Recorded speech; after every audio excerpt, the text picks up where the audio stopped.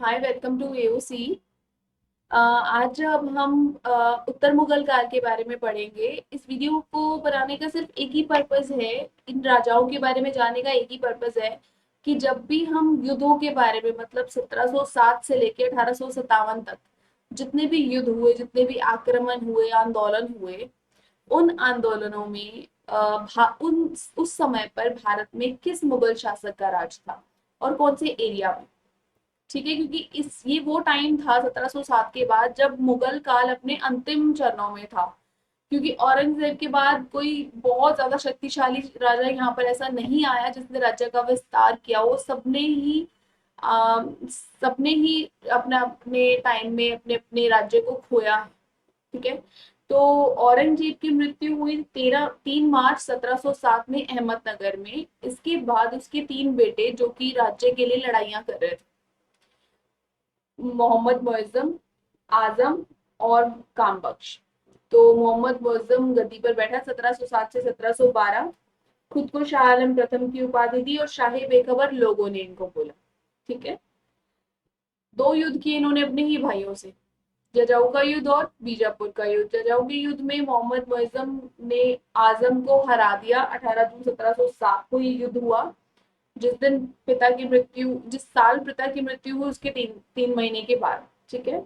उसके बाद आता है बीजापुर का युद्ध। ये कामबख्श के साथ हुआ 1709, पिता की मृत्यु के 2 साल के बाद। 63 वर्षीय बहादुर शाह अब यहाँ पर दिल्ली का शासक बन बैठा। तो सबसे ज्यादा एज्ड पर्सन यही है। क्वेश्चन अगर आ जाता है तो बहादुर शाह प्रथम होगा। 1711 में जोसुआ के टेलर के नेतृत्व में डच प्रतिनिधि भारत में आए, बहादुर शाह प्रथम के दरबार में। उसके बाद औरंगजेब क्या था? औरंगजेब मुसलमानों को पसंद करता था, हिंदुओं को पसंद नहीं करता। तो इस स्थिति को सुधारने के लिए बहादुर शाह प्रथम ने कोशिश की, गुरु गोविंद सिंह जी के साथ संधि की। लेकिन उनकी मृत्यु के बाद जब बंदा बहादुर जी ने गद्दी ली, तो फिर से जो सिखों में आंदोलन पहले से ही चल रहा था इनके अगेंस्ट, तो वो फिर से ही बगावत शुरू हो गई। ठीक है। तो कोई काम नहीं आया। लोहगढ़ का किला गोविंद सिंह जी ने अंबाला के उत्तर पूर्व में हिमालय की तराई में बनवाया था। तो ये इंपॉर्टेंट क्वेश्चन है, लोहगढ़ का किला किसने और कहाँ पे बनवाया था? सर सिडनी ओवन ने कहा है कि बहादुर शाह प्रथम एक ऐसा अंतिम मुगल सम्राट था जिसके बारे में कुछ अच्छा कहा जा सकता है। इसके अलावा जितने भी शासक आए वो सिर्फ ऐशो आराम में और अपने में ही रहते थे। ठीक है। तो उन्होंने ना तो राज्य विस्तार देखा, ना प्रजा के लिए कुछ सोचा। उसके बाद इसकी मृत्यु होती है 1712 ईस्वी में। अब जहादार शाह गद्दी पर आते हैं 1712 से 1713, एक ही साल। ये एक बहुत कमजोर शासक था, लंपट मोड। क्योंकि बहादुर शाह प्रथम की मृत्यु के बाद ना इसके 4 पुत्र थे। फिर वो चारों फिर गद्दी के लिए लड़ रहे थे और चारों में से कोई भी योग्य नहीं था। ये कैसे बन गया? क्योंकि जुल्फिकार खान थे वहां के, उन्होंने जहादार शाह को सपोर्ट किया। क्यों किया? उनको पता है कमजोर है, कर पाएगा नहीं, तो एट द एंड चलेगी किसकी? जुल्फिकार खान की। तो जुल्फिकार खान ने जैसे ही जादा शाह को राजा बनाया, वजीर कौन बन गया? जुल्फिकार। जितना भी कुछ होता था ये तो अपना ऐशो आराम में मस्त, और सारा का सारा जो राज्य देखता था वो जुल्फिकार खान देखता था। ठीक है। उसके बाद भतीजे फर्रुखसियार ने सैयद बंधु की सहायता से जहादार शाह की हत्या कर दी। अब सैयद बंधु कौन थे? अब्दुल्ला खान और हुसैन अली खान, 2 भाई थे।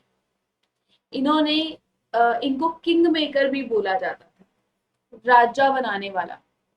तो इन्होंने फर्रुखसियर को हेल्प की और जहादार शाह को मार के राजा बन गए। ठीक है। अब बात करते हैं फर्रुखसियर। फर्रुखसियर 1713 से 1719 तक का इसका शासनकाल था। 1716 में बंदा बहादुर को दिल्ली में जब फांसी दी वो इन्हीं के समय पर दी गई थी।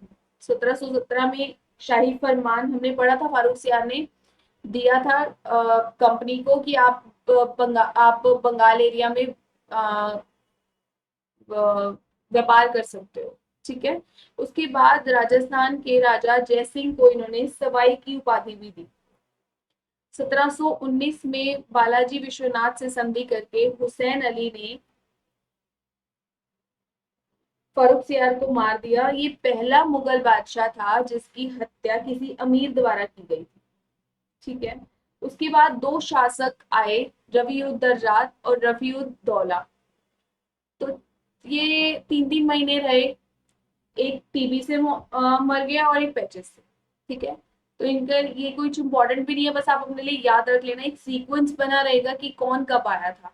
उसके बाद आता है मोहम्मद शाह 1719 से 1748। इसको रोशन अख्तर भी बोला गया है, इसका नाम एक ये भी है। सैयद बंधुओं का पतन इसी ने किया। इसको पता था भी सैयद बंधु किंग मेकर है, इसने पहले राजाओं को मरवाया है और दूसरे राजाओं को बनाया भी है। तो पहले तो मैं इनको ही खत्म करता हूँ। बहादुर शाह के छोटे बेटे बहादुर शाह के छोटे बेटे जहान शाह का ये पुत्र था। इसको रंगीला बादशाह बोलते थे। निजामुल ने हैदराबाद की नींव रखी। ठीक है। अवध, बंगाल, बिहार और उड़ीसा भी स्वतंत्र इसी के टाइम पर हुए। फारस के शासक नादिर शाह ने 1739 में दिल्ली पर आक्रमण इसी के शासनकाल में किया।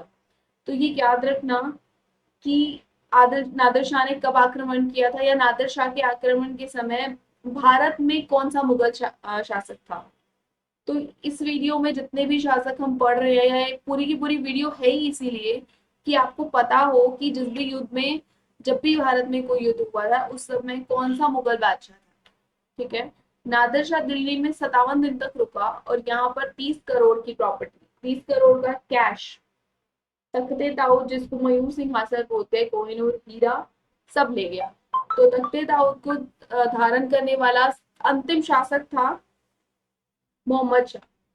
ठीक है। उसके बाद इसके आक्रमण के कारण इसको ईरान का नेपोलियन भी बोला जाता है। अब आते हैं अहमद शाह पर। अहमद शाह 1748 से 1754 मोहम्मद शाह का ये पुत्र था। ठीक है। 1748 में अहमद शाह अब्दाली ने भारत पर आक्रमण किया पहली बार। अहमद शाह अलग है, अहमद शाह अब्दाली अलग है। अहमद शाह अब्दाली है नादिर शाह का उत्तरदायी, नादिर शाह का जिसने राज्यभार संभाला आगे। ठीक है। और अहमद शाह है मोहम्मद शाह का बेटा। ठीक है। और इसके बारे में सिर्फ इतना ही इंपॉर्टेंट है जो पढ़ने लायक है। उसके बाद आता है आलमगीर द्वितीय, 1754 से 1758 इसका शासनकाल था, और इसके टाइम में एक ही जो इम्पोर्टेंट चीज हुई वो थी प्लासी की लड़ाई। ठीक है। उसके बाद आता है शाह आलम द्वितीय, 1759 से 1806 ईस्वी। इसका एक नाम अली गौहर भी है। एक समय में दो शासक थे यहाँ पर। देखो क्या हुआ था, शाहजहां तृतीय ने 1758 में खुद को शासक घोषित कर लिया था जब आलमगीर द्वितीय की मृत्यु हुई थी। वहीं पर बिहार से शासक बन के आया था आलमगीर द्वितीय। तो इसने, इन दोनों के बीच में एक युद्ध हुआ जिसमें शाह आलम द्वितीय जीत गया और पूरा का पूरा राज्यभार मुगल काल शाह आलम द्वितीय ने संभाला। ठीक है। इसी काल में पानीपत की तीसरी लड़ाई हुई और बक्सर का युद्ध भी हुआ, जिसको हम डिटेल में आगे पढ़ेंगे। ठीक है। एक और इम्पोर्टेंट चीज हुई शाह आलम द्वितीय के शासनकाल में, वो थी इलाहाबाद की संधि 1765 में।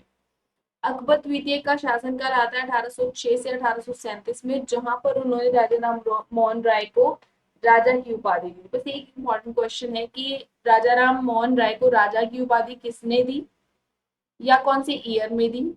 ठीक है। उसके बाद आता है बहादुर शाह द्वितीय। बहादुर शाह द्वितीय, बहादुर शाह जफर भी बोल सकते हो, ये एक अंतिम शासक था मुगलों का। 1857 की क्रांति के समय इसे बंदी बना लिया गया था। ठीक है। उसके बाद आते हैं हम 1862 में, जब 1857 में बहादुर शाह जफर को बंदी बना लिया गया तो रंगून जेल में भेज दिया गया था और वहीं पर उसकी मृत्यु हो गई थी। रंगून में ही इसकी कब्र भी है। ठीक है। कानूनी रूप से मुगल साम्राज्य 1 नवंबर 1858 को महारानी विक्टोरिया के जो घोषणा पत्र है उससे समाप्त हो जाता है। ठीक है। तो ये वीडियो इतना, आज के लिए इतना ही। वीडियो को लाइक कर देना, चैनल को सब्सक्राइब कर देना और इसकी नोट्स अच्छे से बना लेना क्योंकि मैं इसके एमसीक्यूज तो डिस्कस करूंगी। Thank you.